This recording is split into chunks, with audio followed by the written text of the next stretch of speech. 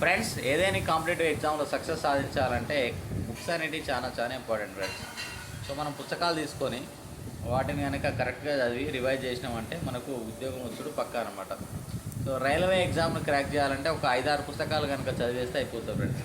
So గట్టి చదివితే ఒక 3 నెలలైనా 4 నెలలైనా అయితే సిలబస్ అయితే కంప్లీట్ చేయొచ్చు. ఇంకొక 2 నెలలు మనం ప్రాక్టీస్ పెట్టుకున్నట్టయితే రైల్వేలో మనం ఎంత పెద్ద ఎగ్జామ్ అయినా క్రాక్ అయితే చేయొచ్చు ఫ్రెండ్స్. అయితే ఒక్కసారి పుస్తకాలను అయితే మనం చర్చిద్దాం ఫ్రెండ్స్. క్వాంట్ విషయానికి వచ్చినట్టయితే సో ఇంగ్లీష్ మీడియం వాళ్ళు అరియంత్ వాళ్ళది ఫాస్ట్ ట్రాక్ మ్యాథ్స్ అనేటటువంటి పుస్తకం తీసుకొని ప్రిపేర్ అయితే అవ్వండి. తెలుగు మీడియం వాళ్ళు ఆర్ఎస్ అగర్వాల్ పుస్తకాన్ని అయితే చదవండి ఫ్రెండ్స్. నెక్స్ట్ రీజనింగ్ విషయానికి వచ్చినట్టయితే తెలుగు మీడియం వాళ్ళు కుప్పాల శివాజీ అనేటటువంటి పుస్తకం ఉంటుంది, అది చదవండి. అది ఆర్ఎస్ అగర్వాల్ని తెలుగులోకి తర్జుమా చేసినటువంటి పుస్తకం. ఇంగ్లీష్ మీడియం వాళ్ళు అయితే ఆర్ఎస్ అగర్వాల్ పుస్తకం చదివితే సరిపోతుంది. నెక్స్ట్ సైన్స్ విషయానికి వచ్చినట్టయితే తెలుగు మీడియం వాళ్ళు స్కూల్ పుస్తకాలు చదవచ్చు, లేదంటే మనకు ప్రసన్న కృష్ణ సైన్స్ బుక్ ఉంటుంది, బాగుంటుంది, అది చదవచ్చు ఫ్రెండ్స్.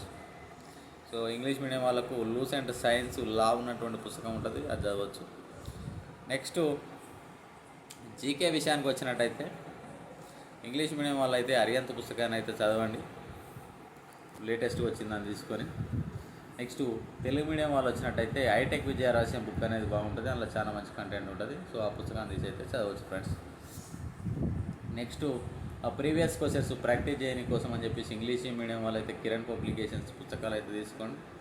తెలుగు మీడియం వాళ్ళైతే విజేత కాంపిటీషన్కి సంబంధించినటువంటి మీరు ఏ ఎగ్జామ్ ప్రిపేర్ అయితే గ్రూప్ డి అయితే గ్రూప్ డి, ఎన్టీపీసీ అయితే ఎన్టీపీసీ, ఏఎల్పి అయితే ఏఎల్పి, సో ఆ పుస్తకాలు ఉంటాయి కాబట్టి అవి తీసుకొని అయితే ప్రీవియస్ క్వశ్చన్స్ అయితే ప్రాక్టీస్ అయితే చేయండి ఫ్రెండ్స్.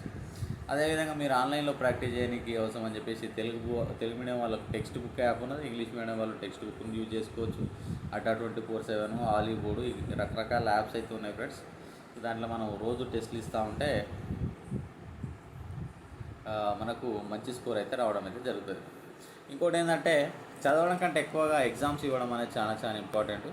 సో మీరు డైలీ ఒక 6 నుంచి 8 గంటల ప్లానింగ్ అనుకుంటే డైలీ ఒక 1 అవర్ లేకుంటే 1.5 అవర్ అయితే రెగ్యులర్గా టెస్ట్లు ఇచ్చేటటువంటి ప్రయత్నం చేయండి. టెస్ట్లు ఇవ్వడం వల్ల మీరు ఏ విధంగా చదువుతున్నారనేది తెలుస్తుంది.